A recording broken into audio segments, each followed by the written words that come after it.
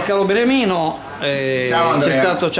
c'è stato il congresso di Forza Italia, ovviamente non c'erano dubbi, adesso qua sembra che ti stia facendo un assist, non è così perché insomma ci conosciamo da tanto tempo, siamo stati in consiglio comunale insieme, l'ho detto più volte, ogni volta che c'è un evento, una manifestazione, una cosa, porti 300-400 persone, mi ricordo altri eventi di altri partiti che ne porta 20, che ne porta 30-10, quindi mi sembrava scontato questo risultato, ecco. Al di là di questa diciamo, introduzione sicuramente di parte, perché insomma quando si è amici è inutile stare a nasconderlo eccetera, e adesso? Beh, intanto va riconosciuto l'onore delle armi a Sandro, che ha fatto una buona campagna per il tesseramento, ha portato tanta gente a votare, quindi gli va riconosciuto l'impegno e i risultati insomma, che ha ottenuto, che è più che soddisfacente. Ricordiamoci che Chioggia ha il primato del tesseramento veneto con 619 tesserati, sono venuti a votare il 65% al congresso e quindi è una massima percentuale di tutti gli altri congressi nel Veneto, quindi Chioggia la numero 1 di Forza Italia nel Veneto. Questo grazie anche a Sandro, oltre che a Beniamino, certo, e anche a tutti coloro, i consiglieri, gli assessori e coloro che hanno voluto fare il tesseramento e chiamare la gente a votare. Il risultato è che quando ci sono due in competizione uno vince e fa il segretario, è il segretario di Forza Italia, rappresenta Forza Italia a Chioggia e questo bisogna tenerne conto poi.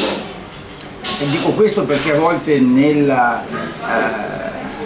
modo di affrontare le competizioni e non si esce vincitori, magari c'è un po' di delusione, un po' di distaccamento, invece insomma chi è in Forza Italia deve rispettare poi il partito. Abbiamo un grandissimo direttivo di 27 componenti per una serie di logiche nel tesseramento, nella votazione e nella rappresentanza di genere. Si è conformato un direttivo di 27 persone che sono veramente tante, quindi l'idea sarà quella di raggruppare una sorta di esecutivo per poi fare un'assemblea di ratifica o come elemento consultivo delle azioni del partito locale. Abbiamo da gestire anche i rapporti con i provinciali, meno male che sono vice segretario provinciale, quindi sarà molto più facile. E poi dovremo gestire anche i rapporti con gli alleati nel comune di Chioggia e nell'amministrazione comunale. Un'idea, la dico in maniera non sarebbe male che coloro che sono iscritti a Forza Italia facessero un gruppo unico in consiglio comunale. Questa è una desiderata, ma ne parleremo con calma e verificheremo l'opportunità di queste intuizioni, di questa idea insomma, che lancerò.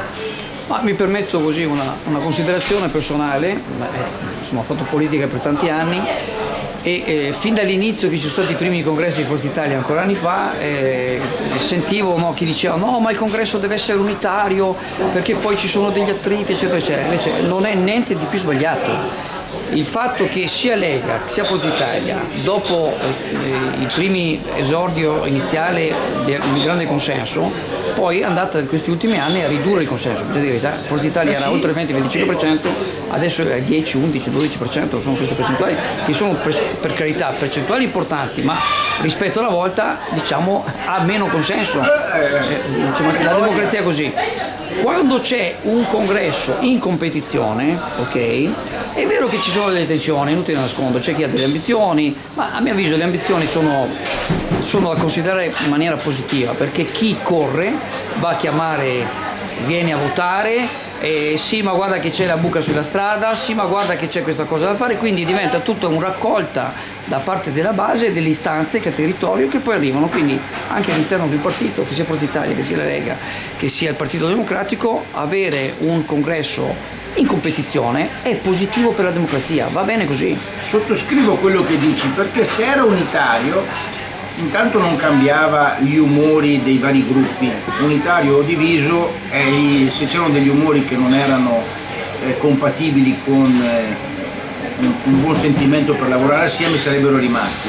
ma non avremmo portato 403 persone al Parco Hotel a votare, non saremmo stati con loro un po' di tempo, non li avremmo rivisti, non ci avremmo riparlato e non avremmo neanche avuto il polso della simpatia che continuano ad avere con noi e l'impegno di un sabato di lasciare l'attività lavorativa o rinunciare a una gita fuori porta per venire a votare.